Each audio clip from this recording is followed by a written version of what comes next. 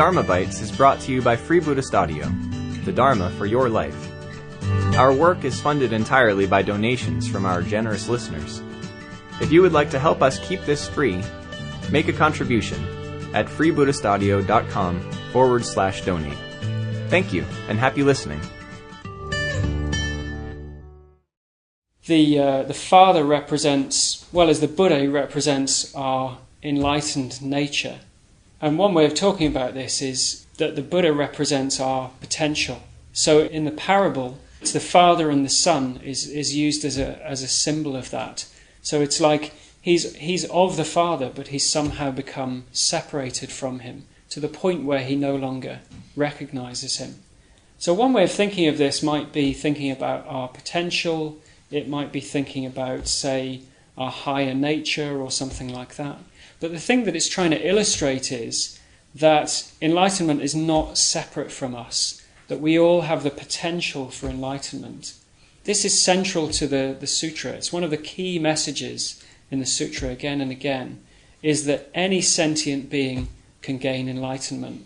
That's open to all of us. We don't have to be special. We don't have to be a particular kind of person. It's our birthright. Any of us can do that. But as we'll see, it's not something that we can just sort of step into. This image of the Father and Son, I think, is quite an interesting one. So it could be, father-son, mother-daughter. But this got me thinking a little bit when I was preparing this talk. So my own father died when I was 24. He died when I was quite young. And at the time, I don't think I was old enough or mature enough, really, to sort of take on the full implications of his loss.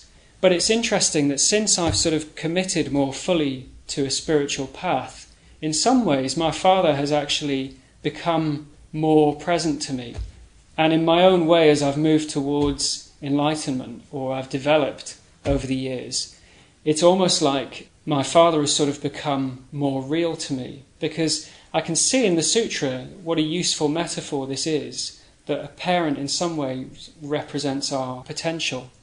A few years ago, I had some counselling. It was about 8 years or so ago, for about 6 months. And at the end of those sessions, I hadn't dreamt about my father since his death. And at the end of these counselling sessions, where I'd resolved what was a very sort of big issue for me, I had this incredible dream where my father appeared, and he was absolutely radiant and beautiful in a way that I'd never seen him before. And this has happened to me a few times since. I've just been on solitary retreat for 2 weeks at Guyaloca in Spain, which is the men's retreat centre where the men in our order are ordained.